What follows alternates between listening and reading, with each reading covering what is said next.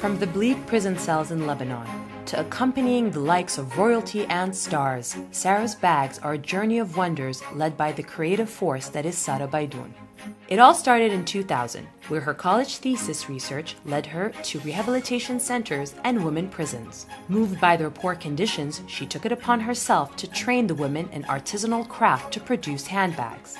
Starting with this very first handcrafted bag, 18 years on, Sarah's bag counts fashion icons such as Queen Rania and Amal Clooney as fans, and the brand now sells in 24 countries.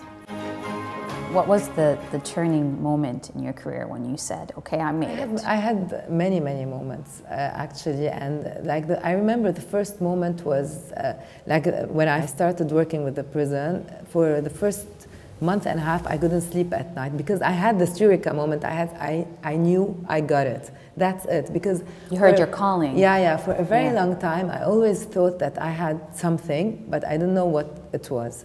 When I entered the prison and I really found my calling, that was the first eureka. And then came a lot of very good eurekas from seeing all the women that spend so much time with us, how they come out of the prison and start working and start encouraging other women to work. We had a couple of very nice moments when the women that worked in the prison put their money aside to pay an attorney. And I remember one lady went out after 4 years. She was innocent, and she paid the attorney with the money she had collected working with us. And for me, this is a eureka moment. You change somebody's life. This is amazing. Moments like these make it all worthwhile. Yeah, and that will be your legacy, I think, as you look into the future. You have your name on these bags. Yeah. I have a feeling, after seeing the Time's Up movement in the United States and all these women in different parts of the world coming together in support of one another, that 2018 will be the year of the woman. It's almost like a revolution this year. I know that you had a feminist collection that was inspired by the Women's March last year in Washington, D.C., and these bags were handcrafted by a team of female Syrian refugees. We started working with an intern who was Syrian. And when she came in, she was very interested also to add a team of, to add to our team of 200 women, some Syrian girls who were refugees. So when after working with us for a couple of months, we figured out that there's a team of women living in the refugee camp of Shatila, and they're ready to work with us. And so we had somebody from their team come in our atelier, and she was trained in our atelier. Wow, so you were able to connect with somebody from the camp. Yeah.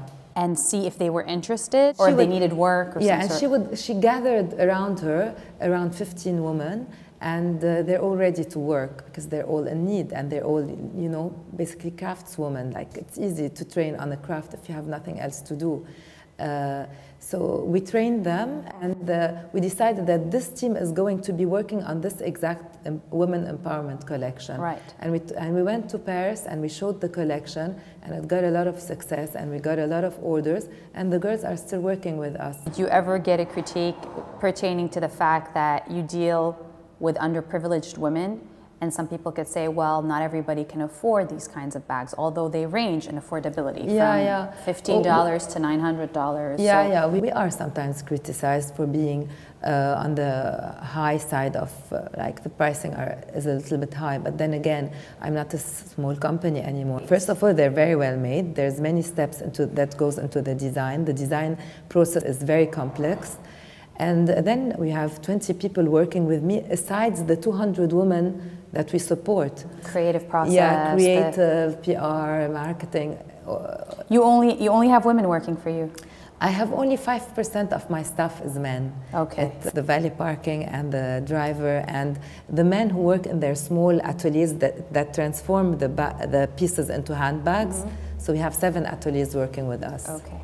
We talk about women empowerment. Your whole story is really about women empowerment. You're saying this is the year of the woman, but I want to tell you that it's been the year of the woman for me for 18 years.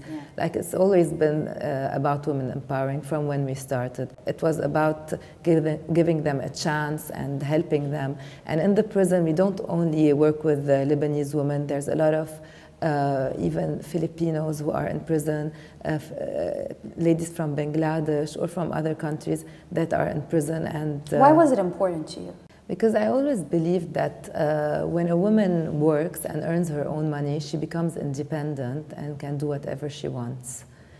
And like that's been something I've always believed in. And I took feminist courses in the AUB, and I think at that point I was really a strong feminist. And you know, it's heartbreaking to see women who are in bad positions just because of some laws, or to see a woman that is powerless just because she cannot work. Do you feel, when you think about Lebanon, do you feel that women in general need to be helped more, or they're ahead of the curve when you think about it? Most of educated and economically established women are okay, but if you look further to all the other sections in society where in poor areas and which deprived Lebanese areas. don't do. They don't do a lot. No, that's sometimes you take for granted, because you're in a good stage, you take for granted everybody else who's not. But no, if you dig further, you see how these laws are so unjust on some women. And most of these you see at the prison. Like, I guess that's when you really come face to face with the reality of what's going on. Yeah. And it's an eye-opener, I think, for a lot of people who probably don't know. So once you went to Paris in 2010, you realized you had to adapt the business because of the different expectations that the fashion industry had. And that's when you had to put fashion first and the story second. Yeah. And that was very hard for you, I can imagine, because the story and the project was everything. That first trip to Paris made me realize that the ampleur of the whole fashion business. Like it made me realize that this is a big, bad world. Like, you know, it's hard to get through. So how did you break into it? Right, it is hard. I went the first time and I showed an exhibition, like it's a professional exhibition, and I got a few orders only, and I was really shocked. Like I had taken all the collection and did an amazing setup, and waited, and you know, nothing really happened. Like I got 3 clients, and these 3 clients were usually clients that used to come here. So for me, it was a very big disappointment, and I came back to realize that I must have done something wrong. And when I looked back to everything I'd done, and I looked around me in the exhibition, and I talked to some people that could help, I realized that I had taken such a big selection that buyers, if they come in the stand, it was overwhelming for them. They couldn't just choose. It was too scattered, too much of everything. You had to reorganize the way. So next time I went to Paris with this small collection that's more studied and with like less of a presentation in the stand, everything was more minimal. I learned that this is how it's done. You don't like being called a designer. Yeah. Is that true? No, the first 5 years when they used to tell me, are you the designer? I was, you know, I never studied design. I was doing this project that was dear to my heart, and I was going to the prison week after week and so on. So when they used to call me, are you the designer? I used to be, you know, I can't say yes because I create. It's not like, I wasn't into design. Now, after all these years, I'm so exposed and I've seen things. Are you a designer now? Yes, I'm definitely. You can say you're a designer? No, but I always say that I'm a social entrepreneur and designer. Okay, because I think I'm both, but being a social entrepreneur is more like me because I have multi-facets to my personality. Are you ready? Yeah. Okay. So if you had to pick a bag, let's start with an easy one. For a girls' night out. Yeah. What would it be? This is for a girls' night out. Women of the World Unite. I like this one. This one was inspired by the march in Washington, D.C. Yeah, right? And it's exactly like the cartoon they used to they held while marching. The posters they held while they were marching. So that's what it is. Yeah. What bag would you pick for a date night? He would think you're funny if you take this out. Le fric c'est chic. Or you can take Lucky. That would give the completely wrong impression, by the way. But Lucky? I think he would think Lucky, I'm on a date. No, that's not how they would take it. Because if you I've been married for 17 me too. years. But if you get lucky on a date, that's not really what it means. But he'll be happy though. Let me put this. A bag for mama. My mama. I like this collection. It says, keep happiness a habit. In Arabic. In Arabic. Keep happiness a habit. Yeah. And it has, I think it's very nice. I love this bag. Fish. And my mom would love it too. Okay. What about our friends, the hippies?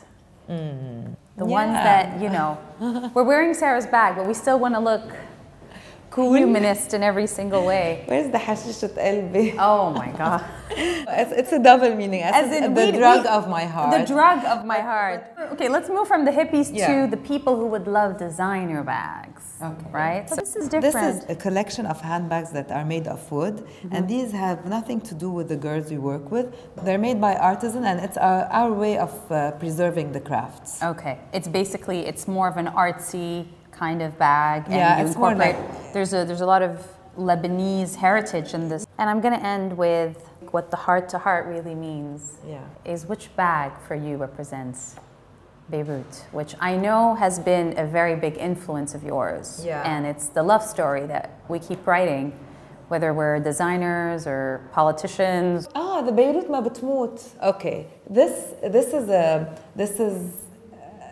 a piece of art that exists also on a bag. Beirut doesn't die. What a political statement, by the way. You know, you have the cedar tree and the bomb. Yeah, okay. This really represents Beirut. No matter what happens and how hard it is to live here, we're still all going on.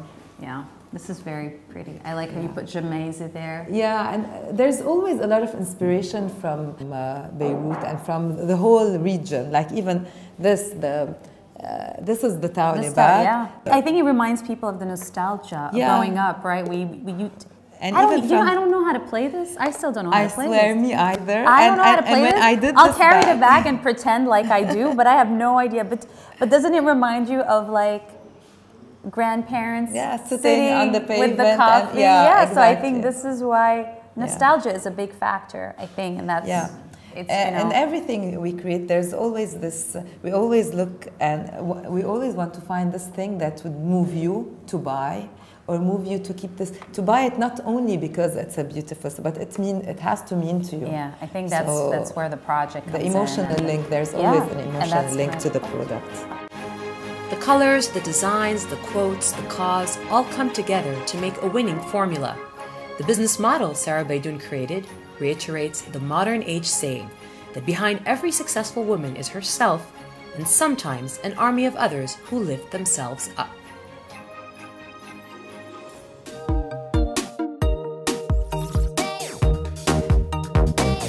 If you like this episode of Why Chats and want to see more, please subscribe to our YouTube channel. Click, click, click!